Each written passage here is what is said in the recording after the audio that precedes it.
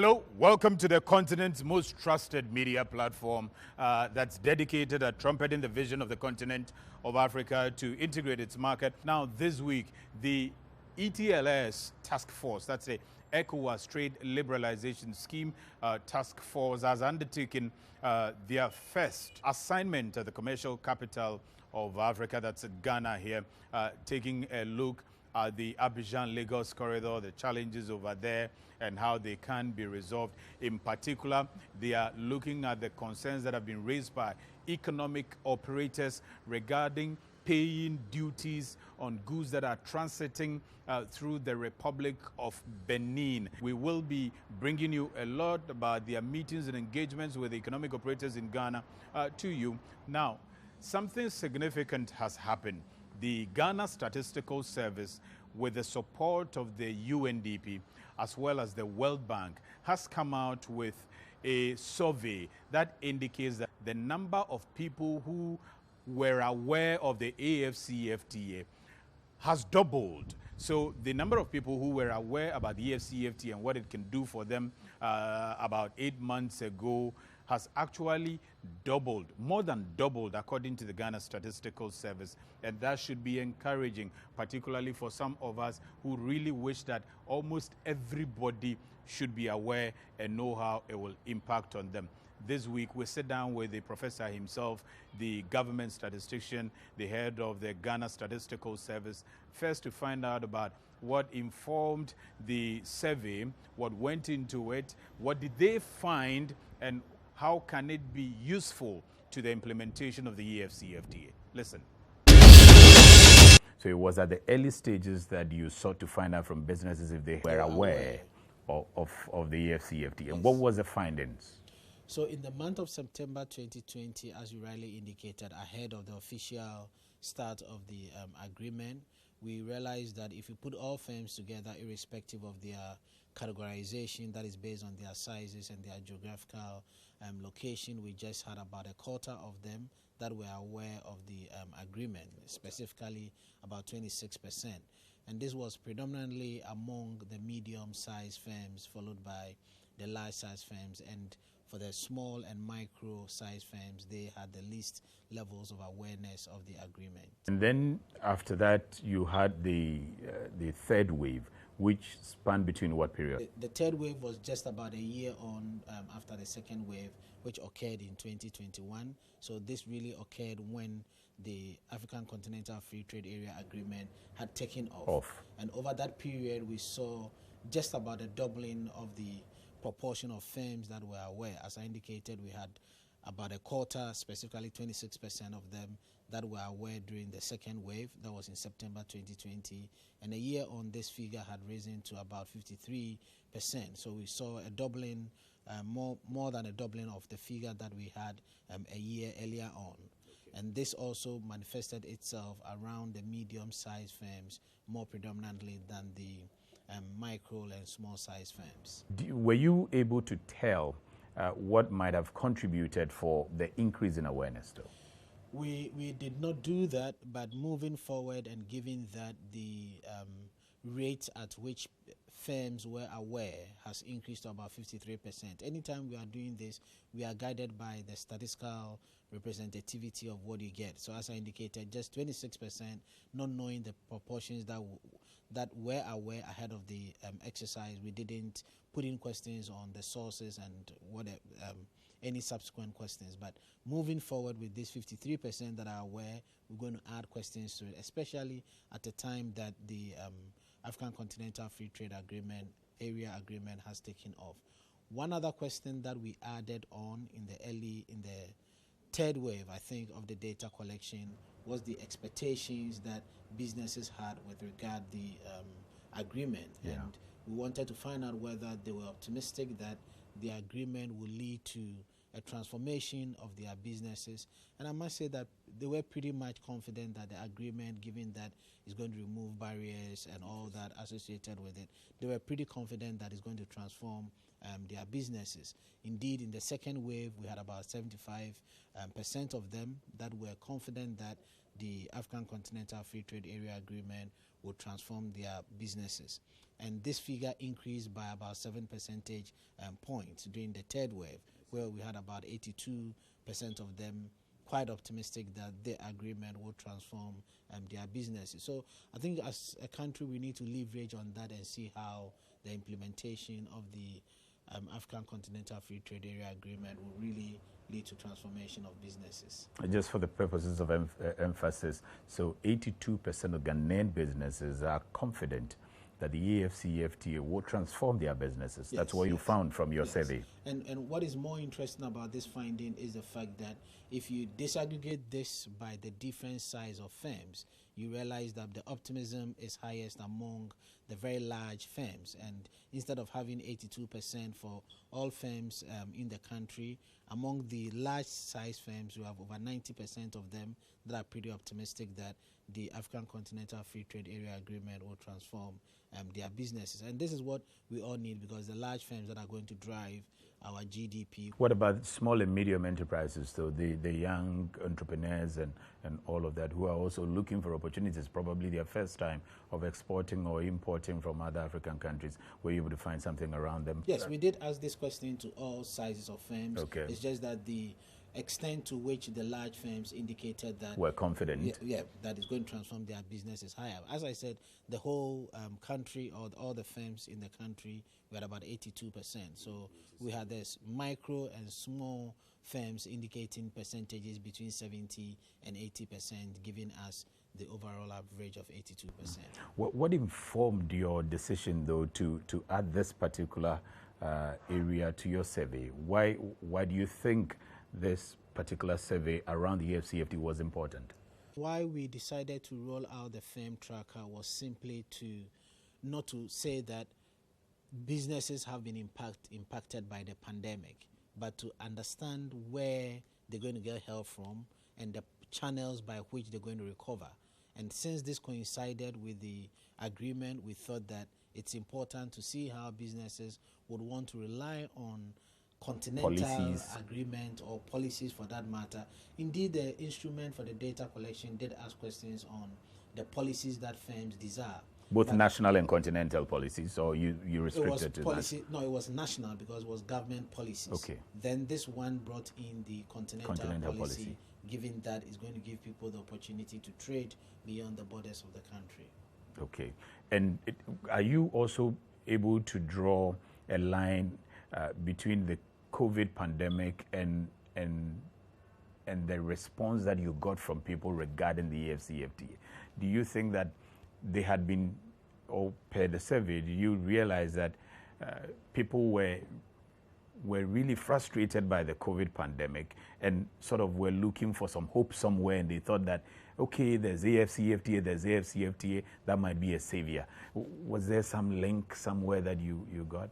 Yeah, we've not done that analysis, but quite a number of inferences can be drawn from that. And the reason why I say that is we had a question in the instrument that sought to get people's understanding generally from the perspective of, if all things are rosy, if we are optimistic about the economy, to what extent do you think your sales would increase?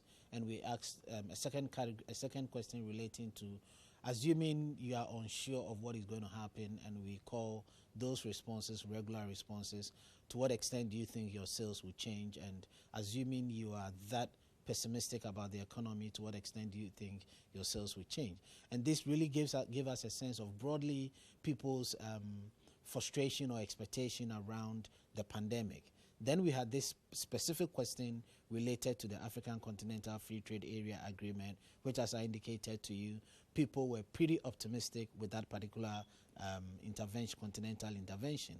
In the first wave of the general question, as I said, across all the three scenarios, we had people indicating that sales is not going to vary that over the three waves of the data collection. Indeed, even in the third wave, we still have those who are really pessimistic about whatever is happening. But as I indicated, with the African Continental Free Trade Area Agreement, we still have 90%, or even we had 75%, even in September 2020, thinking that the agreement will transform their businesses. So people really are able to isolate the potential benefits that they will get from the agreement vis-a-vis what the general view of the economy is. Okay. How do you think states, institutions that are mandated to implement, for instance, the AfCFTA, there's a National Coordination Office here in Ghana that has been engaging businesses here and there, can rely or leverage on this data and information that you have given to be able to get the best out of the AfCFTA, or make it impactful to these businesses who are so hopeful, who are so enthusiastic and confident about the AfCFTA? So we have to do this from at least two perspectives, and I'm delighted Ghana Statistical Service took the initiative and is in a position to give the implementers of the agreement some baseline information. Now we are clear in our minds from a business point of view, their performance right from June 2020. We followed these businesses for 3 different waves. We currently are dealing with in excess of 4,800 businesses.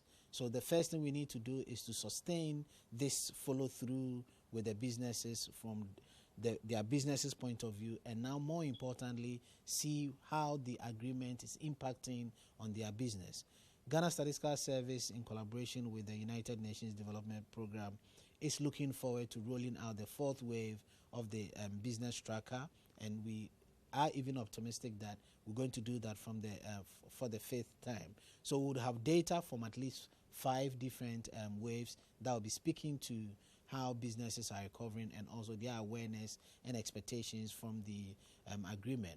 What we need to do now is to sit with the implementers and identify the pathways by which they are impacting. So we pick each of the interventions under the agreement, put them into the instrument, and find out whether is the freeing of the barriers that is really impacting, or some other interventions that is really impacting, because people are just creating networks, they are getting new markets, they are adopting different technologies because they are on the agreement. This is what is going to help us identify exactly what in the agreement is helping businesses to fully recover, sustain themselves in the market, and then respond to the GDP increased need that underscores this agreement. From your partners, and I know that you hinted about the collaboration you have with the UNDP. I know that at some point there's also the World Bank along the line. From your partners as well, what would you expect to continue along this line and provide the sort of data that is required to get the proper insight into the requirements of businesses, so that this policy can meet their needs? So 2 things. Thankfully, UNDP and the World Bank have supported from diverse perspectives. UNDP has really supported Ghana Statistical Service from the financial side, relatively more than what we are getting from the World Bank. And the World Bank has provided technical support relatively more than what we are getting from the United Nations Development Program. Moving forward, what we expect to see from the UNDP side is sustaining the support so that we can roll out the 4th and 5th waves, as I indicated. And on the side of the World Bank, beyond the technical support that we are receiving, it's providing us with some basis to benchmark what we are doing with other countries. Ghana is not the only country that is rolling out a business firm tracker as a result of the pandemic. So we are in a position, and if you go to the World Bank website, we are in a position to benchmark whatever data that we are collecting and what is being collected in other countries, and more importantly, measure the progress of Ghana in relation to different interventions. So for instance, in the 3rd wave, we're able to assess the extent to which the government stimulus impacted on the recovery of businesses. We have a percentage of around 11%. Given that World Bank is doing this across a number of countries, we could also see in countries where they receive similar stimulus, the extent to which they have recovered from the pandemic. So they are providing us with that platform to enable us benchmark our recovery pathways, the extent of recovery to what is happening in other countries. Yeah, I would have ended there, but as you brought in the comparison with the with the other countries, I want to quickly find out finally that are you able to compare what you found with those of our neighboring African countries? Have you seen other data from other countries in the area of awareness of the AfCFTA, for instance, that we can benchmark though? We've not done that analysis yet. I've personally not looked at the instrument for other countries, but this is public data. We can definitely go there and do that comparison. So at the early part of last year, 2021, just about 26% of Ghanaian businesses were aware of the AfCFTA, understood it properly, knew how it would impact on them positively. Now, about 8 months down the line thereabout, the number of people or businesses that are aware of the AfCFTA know how it will impact on them, and also optimistic about the future of the AfCFTA has more than doubled to about 53% there, as you heard from the government statistician. We, on the platform of the Single African Market Program, will continue to do a lot more to contribute to the many programs that are being done to continue to create awareness and let you understand the AfCFTA and how it will impact on you positively. We thank a lot the Ghana Statistical Service for that wonderful piece of assignment they have undertaken. We hope to see the fourth wave, the fourth assignment that they will undertake, and we will hope to hear better outcome as far as the awareness creation on AfCFTA is concerned. We also thank our own partner and associate, the UNDP, for supporting us to continue to create a lot more awareness, and also supporting the Statistical Service, the World Bank as well. We appreciate all the efforts that have been made on behalf of the continent of Africa to integrate its market. Now, so it's one thing creating awareness for people to understand and know what to do, but it's also another thing getting the practical thing on the ground that people can actually utilize it. So the businesses who are watching us, for instance, right now, are saying in their head, so how do I take my item now from Ghana to Togo and sell without duty? How do I take all my products from Namibia now to Ghana and sell without duty? People want to know how physical trading will go under the AfCFTA.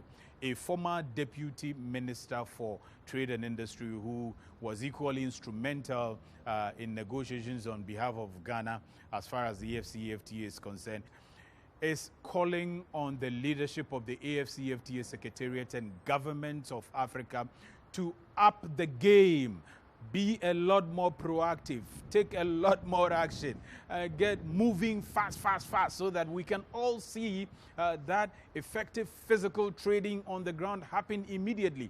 Otherwise, the awareness creation will be there, but it won't serve the purpose. We will build the whole secretariat, and it won't serve the purpose. People will be meeting, and it won't serve the purpose. He wants to see action on the ground right now. The Honorable Member of Parliament is also in charge of the, or he's the Commissioner General for Ghana's Expo 2021. So I engaged him along that conversation as well, right before he left for Dubai for the Ghana Day and the Ghana Business Investment Program in Dubai.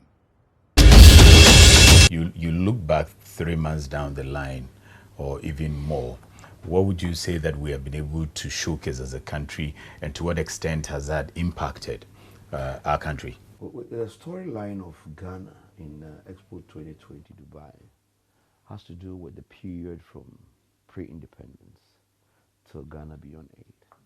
We've indicated, for example, the milestones that we've achieved going forward from independence to date, and of course looking beyond 2030 and how we want to see Ghana being financially independent, and of course being able to take care of his own stuff. Now, if you consider the patronage by the Emiratis and all visitors coming into Dubai, there are people who come in there specifically for something from Ghana. And of course, if you look at the planning that we put together, where after everything that we have in the pavilion, we give 6 different ministries opportunity to come in once, one ministry a month. Okay. To come and showcase investment opportunities within their ministries. Yes, it has done a lot of good. Even education, for example, got a lot of interest. I see. In everything that we're doing here in Ghana. Are we able to pin our fingers on some specific values, numbers, and say that we had this amount of investment if we want to quantify it? It will come out after the program, but I can say from statistics that on average at least about 300 people go through our pavilion every day during the weekdays, and over 500, 600 people do same over the weekends. In terms of deals being sealed, are we able to who go through the pavilion? Okay, but are we able to pinpoint on some deals as well? That would come out after. Okay. After the program, when we take information from the various ministries, put them and collate and see where we are or where we got to as far as investment is concerned. But I can tell you that a lot of deals have been drawn, and some of the ministries are happy, especially if you look at lands and natural resources, and consider the fact that Ghana is the #1 supplier of gold to Dubai, and everybody was looking forward to the Minerals Commission coming there. And amazingly, the ministry did so very well. I will be able to tell you what deals they sealed at the end of the whole program. The area of African Continental Free Trade Area is very key. Now, we are there together with other countries and all of that, particularly African countries. This will be a time where the giants of the continent, in terms of business, if you take Egypt, the Mauritius, the Nigerians, will be wanting to showcase and take a lot away from there. How do you think this exhibition, this expo, has been able to project Ghana as the commercial capital of Africa, which we are because we host the Continental Free Trade area here, and we've got almost every important commercial activity on the continent happening in this country. How were we able to take advantage of this position in the area of AfCFTA at the Expo? The main aim of this Expo is not to go and look for investment, but of course the final outcome will be the interest that investors will show in your country and want to come. The main aim is to expose the country and what we have achieved over a period of time to the world. And Africa's vision of creating or integrating its market could have been realized from such an event. To what extent could we have taken, or can we still take opportunities around boosting intra-Africa trade from that Dubai Expo, even though that's a global expo? AfCFTA, yes, it has come to stay, but it has its line. Even the AU itself is there with a pavilion there on the ground. Okay. But AfCFTA is mentioned only as part of what the AU is expecting to achieve and to like be independent by or get us together very well from 2063. So it's only part of the story. But there are certain teething problems. There are certain issues that have to be addressed for AfCFTA to actually stand. It beats my imagination how people would want to join a group to come up with a very nice policy, and yet when it comes to make it work, then they hold back. Look at the way Ghana started by trying to even show the whole world that on the first day of implementation, which is January 1st, 2020, we will do our first shipment to South Africa and get everything done, blah, blah, blah. We thought that was piloting with those two companies. Exactly. We thought that was going to catapult us into some, level that would, generate that interest for everybody to push in. But it's not happening, you see. And it is very sad that we stay here in Africa and we want to trade amongst ourselves. Somebody in Europe is the one that is directing the business from here to there.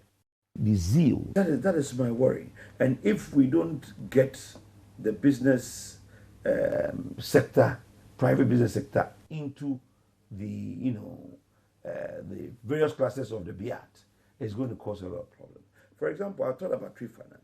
One very big finance conglomerate that we always speak of and forget about in Africa is the black market. Yeah. If I go to Caroline, if I go to Tema Station, if I go to some places in Ghana today, you can and change. I want $2 million, I can change this. Yeah. Yet we are thinking of going through the bank all the time. It's not everybody that goes through the bank. I know some traders who have never changed money through the bank before. Yeah. Everything that they do is through the black market. What are we doing to involve, to the informal sector of the financial hub? What are we doing to rope them in to get the trade finance thing working? We forget about them. But if we don't bring them in, and no matter what we do with any platforms and these apps and whatever, we are bound to fail. They are the ones that determine, if you don't know, I'll tell you, the ones that determine the exchange rate even more than the interbanks. Because they would decide to move up and down depending on what profits they want to make. And their business thrives better than any financial institution you can think of. All the African countries, let's say West Coast here, we don't have any shipping of our own. But that would depend on the government, because Djibouti, for instance, has a Djibouti shipping line. Not too long ago, we had EcoMarine, for example, which was an intra-West African government creation, where this EcoMarine was serving vessels north and southbound. Today, as we speak, if I want to sell any cargo to Senegal from here, the transit time is so long that the person who is buying the goods from Senegal might not be interested. No. But then that lies at the bosom of the governments of African countries. What are the West African governments doing about, for instance, inland waterways? What are they doing about short sea shipping, expanding the maritime frontier so that we don't depend on the routes? It is not one government. Yes, I mean governments on the continent, I mean. We tried it before, EcoMarine didn't work. Are we going to try again? If we are going to try, in what form is it going to take? Or we're going to hide behind some businessmen to push them to enter into the maritime fold and get us. You are the chairperson of the trade committee. Now, that's a very major position, isn't it? And what propositions are we making as a country towards this direction? Otherwise, we'll be ashamed, we'll be disgraced, even though there is AfCFTA. Unfortunately, I am in the legislature. I am not in the executive. That is one. Number two, we make laws. We don't come up with policies. But if I have the opportunity, I would say that some of these things should have been looked at before we even roll out or implemented the AfCFTA. If you take the private sector in countries, for instance, are they amassing, are they gathering to own this whole AfCFTA? So some of these concerns, for instance, can come to fore and they can be able to think around who helps us to deal with what. Not just Ghana, every country. The ministers are supposed to show or galvanize that willpower that the leaders showed in 2013 to put this thing on the table and use it to work, use it to move it forward.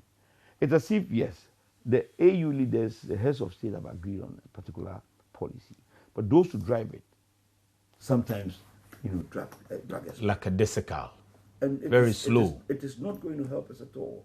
If we do not have the same, conviction towards this program or towards this project, it won't materialize.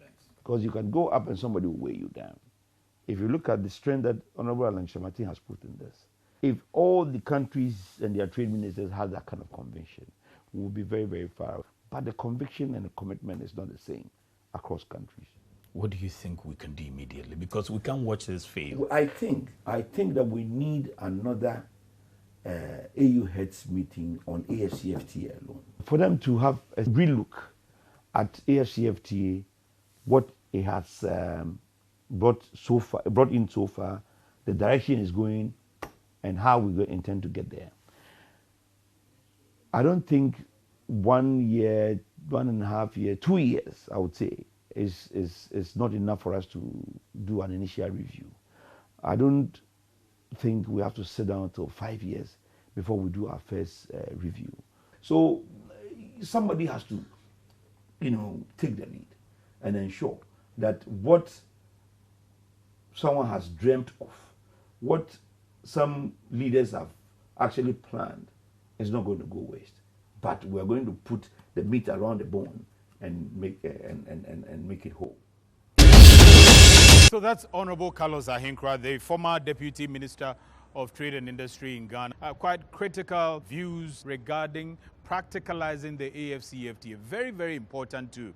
And in the coming days, in the coming weeks, we will be bringing you some perspectives of some industry players regarding this vision to shape all of us towards the right path, be able to learn from what they are suggesting and be able to utilize it for the betterment of this whole agreement. Now, if you listen to Honorable Carlos, he talked about availability of trade infrastructure, and one of them includes transportation. He cited the fact that the roads are not proper, the corridors are not well sanitized, and this is something that has been echoed severally, that the corridors of Africa are not too sanitized. And if you recall, last week, we brought you a story from the Chief Executive Officer of Djibouti Shipping Company, who was strong about the fact that if we don't take marine transport seriously, we will not be able to benefit or harness the potential of the AfCFTA, because the roads are nothing to write home about. You either use the inland waterways or you use the short sea shipping to benefit. Otherwise, we won't get anywhere. And I should remind you that the same sentiments were echoed by the chairman or chairperson of the ETLS task force, the ECOWAS Trade Liberalization Scheme task force, when they paid their maiden visit to Ghana. First of all, the Ghana National Chamber of Commerce, second to the Ministry of Trade and Industry. Otherwise, if we solely rely on the roads, we will be frustrated and the AfCFTA will not materialize. This came out when they were assessing the allegations that have been made by economic operators that when you get to the Republic of Benin, you are forced to pay an illegal duty for goods that are just transiting from that country. The goods are not staying in Benin, so they are not supposed to pay tax on them, yet the Republic of Benin is charging duties on those goods. The second team of the ETLS task force of the Economic Community of West African States, ECOWAS, was officially inaugurated on Tuesday, 14th December 2021 in Ouagadougou, capital of Burkina Faso. His Excellency Dr. Mohamed Ibn Chambas, the new head of the task force, and 6 other prominent figures were officially inaugurated during a colorful ceremony attended by an ECOWAS delegation led by His Excellency Jean-Claude Cassibrou, President of the ECOWAS Commission, Tay Kunzi, Commissioner of Trade, Customs and Free Movement, Salifu Tiemtori, Director of Customs Union and Taxation, Anthony Luca, Acting Director, Private Sector, as well as government officials and members of the government of Burkina Faso. And on Monday, 28th February 2022, and Tuesday, 1st March 2022, Borderless Alliance, through its national chapter in Ghana, facilitated the organization of the first mission of the ECOWAS Trade Liberalization Scheme, ETLS Task Force of ECOWAS, concerning the charging of illicit fees along the Abidjan-Lagos corridor. It will be recalled that the economic operators of the Ghana-Togo border in Aflao, one of Ghana's border towns with Togo, had complained to the Single African Market in one of its early episodes about what they described as illegal duties that are being charged by the Republic of Benin and goods that are just transiting through the West African nation to neighboring countries, including the landlocked countries of Niger, Mali and Burkina Faso, as part of the enforcement of the ECOWAS Trade Liberalization Scheme, ETLS, being operated by the Regional Economic Community of West African States. We are having challenges with Benin as to the movement of export goods from other sub-regions through Benin to Nigeria, whereby they are now demanding full payment of duty before you are allowed across. They don't usually. It is adding so much cost to do business along this corridor because the goods are just transiting and you are demanding full payment of duty on the consignment. On the back of these many complaints, the task force team, headed by its chairman, His Excellency Dr. Mohamed Ibn Chambas, and accompanied by a delegation from ECOWAS Commission, held a private sector roundtable discussion convened by the Ghana National Chamber of Commerce. The task force also held a governmental dialogue with the Ministry of Trade and Industries and the AfCFTA National Coordination Office, as well as other related agencies at the African Trade House. Having listened to the numerous concerns raised by the stakeholders, the chairman of the ETLS task force, His Excellency Dr. Mohamed Ibn Chambers, passionately suggested that the sub-region consider marine transport as a more viable means of trading in the sub-region in order to avoid the numerous harassments and illegalities perpetuated on the road corridors. Some time ago, there was an ECOWAS effort through Eco Marine to do that, so that can increase the volumes of moving things, but more importantly, it will ease all these issues that we're talking about the harassment during transit and unlawful charges and unauthorized charges that are going on. He also urged the sub-region to equally place a lot of priorities on rail transport as well. That and rail, cross-regional rail, are things that we should seriously also look at. Because if we had a train Abidjan to Lagos carrying goods,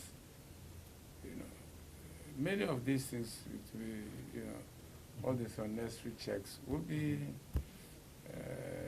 circumvented, let me just put it that way. It will be recalled that in the previous episodes of the Single African Market Program, the Chief Executive Officer of Djibouti Shipping Company, Yaya Yedan, equally suggested that until Africa considers the efficient utilization of inland waterways and short sea shipping as transportation means of trading, the AfCFTA will be negatively affected. But we need to start tomorrow trading with ourselves. Only marine transport will enable us trade at a cost-effective manner.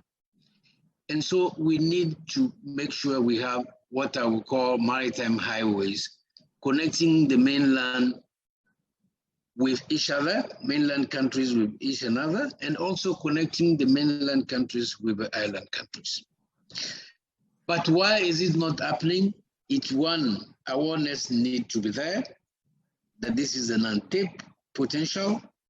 Two, we need to create a conducive framework to attract the private sector so that the private sector will be in the driving seat in making sure that we have maritime services that are offered in a time and cost-effective manner. The ETLS task force of the Economic Community of West African States, ECOWAS, wrapped up their visit in Ghana, the commercial capital of Africa, with a courtesy visit to the Ministry of Foreign Affairs before continuing to Abuja and Cotonou for their planned high-level discussions. The Single African Market team will be along with the task force and bring you every update. So that's the ETLS task force, the ECOWAS Trade Liberalization Scheme task force that is assessing the challenges of trading on the corridors of the West African Economic Community region, and the issue of Benin charging duties on transiting goods has been very major on their table, on their plate, assessing how true this is. However, one major group of people that this whole AfCFTA is fighting for are the young entrepreneurs, because the continent believes that the future of the continent is in the hands of young entrepreneurs. So we on the Single African Market, we continue to place a lot of focus on what they are doing. And this week, we are bringing you a young entrepreneur who is adding a lot of value to farm produce like maize, beans, making finished foods, processed foods out of them in a very decent package. You need to meet her.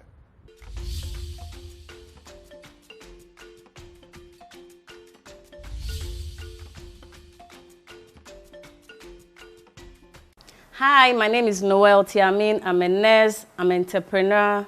I started this business in the year 2020 when a lot of my friends were complaining of the fact that their kids were not eating. Then my mother-in-law used to provide me with cereals. Then I give it to them for free. Then one day, one of them said, why don't you turn this thing into a business? Then I said, okay, yes, I think it's a good idea. Aside being a nurse, I needed to do something for myself and then for the future.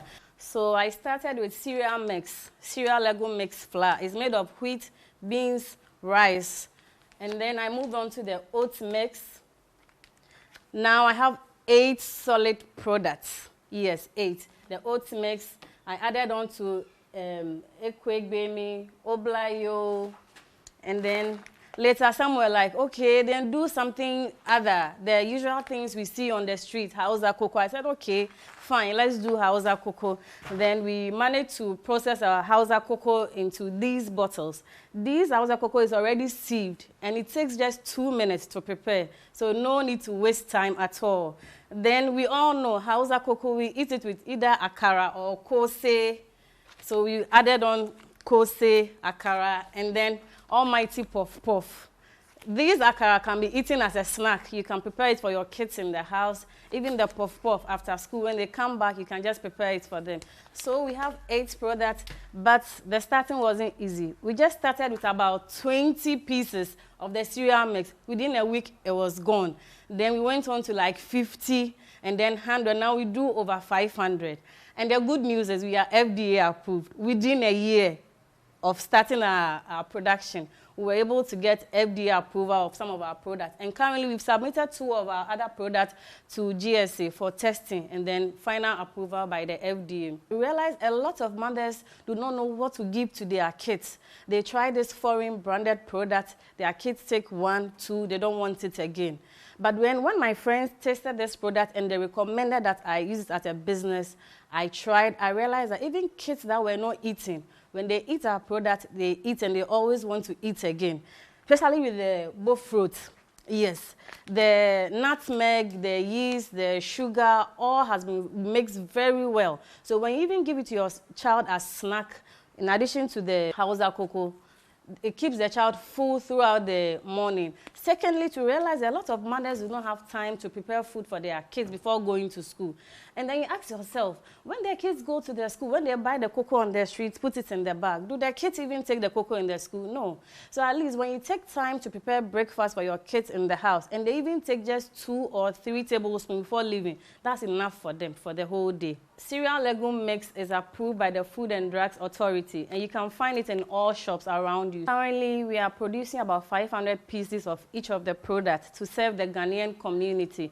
But we have plans of scaling up and then taking it out of Ghana to the neighboring African countries. We want the brand Samuela to be a household name. When you mention Samuela in Ghana, in Togo, in wherever, they know that it's a brand for everything about breakfast, they have it. So we source all our raw materials from the Ghanaian market. That is wheat, beans, rice, flour, corn, everything we use, millet, we source all from the Ghanaian market, from the farmers.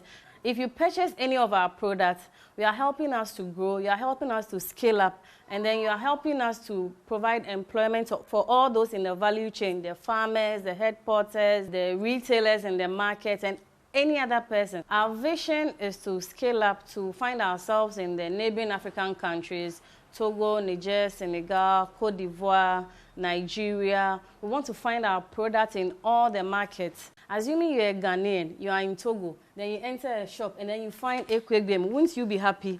You'll be happy because gone were the days when Ekwegbemi was being cooked and then being sold by the headquarters. Then they'll be moving around, Ekwegbemi, but now you need to prepare it yourself. You'll be happy if you find yourself in Cameroon.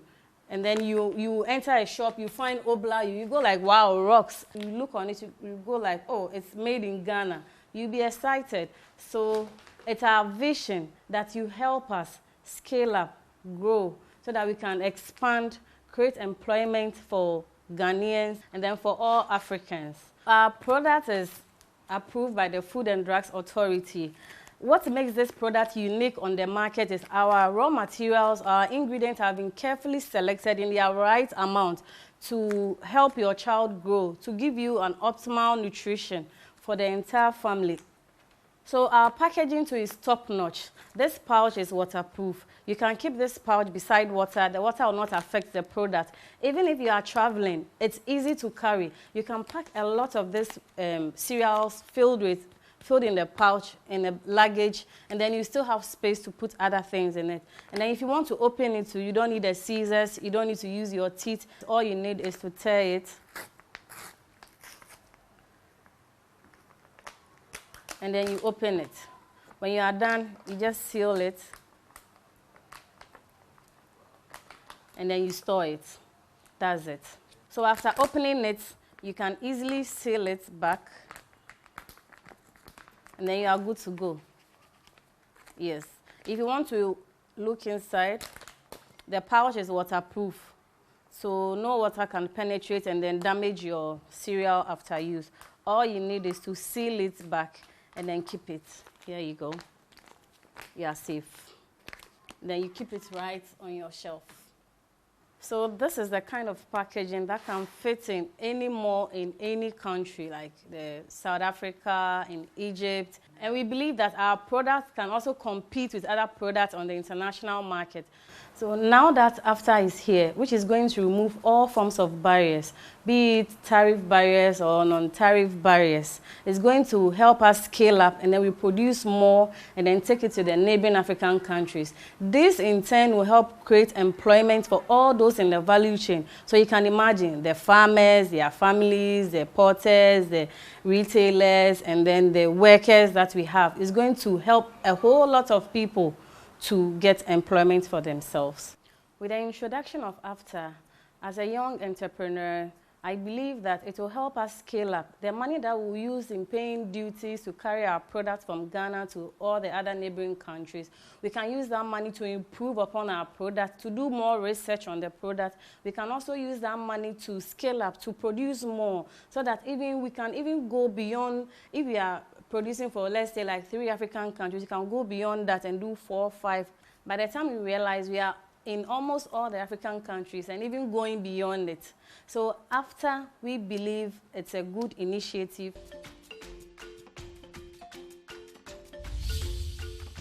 So we say congratulations to Samuela Cereals. We wish her well in her vision, in her dreams, to be able to take her packages, her products, her finished foods product to the rest of the continent to sell and market them. Now she has a wider market on the continent of Africa to sell her products, and it will be up to her and up to all of us to encourage her to be able to go beyond the shores of Ghana. Now, mind you, the more she is able to produce and send beyond, the more she takes on a lot more people to assist her, create employment out of that. The more she generates income, she pays tax to the economy grows. That is why we encourage all these young entrepreneurs, young innovators to continue to do more. And in the coming week, we will be telling you about some of the benefits for some of these young entrepreneurs, young innovators that we have been profiling on this platform, coming from the Ministry of Finance, coming from the Ghana Enterprise Agency, coming from all the institutions and the things they seek to do to support these young entrepreneurs. Coming up next, the weather report for all African cities, also the flight schedules that are leaving the commercial capital of Africa, that's Accra, Ghana, to the rest of African cities, the forex rate that you need to know to trade on the continent of Africa for the African market, as well as the AfCFTA party status for countries.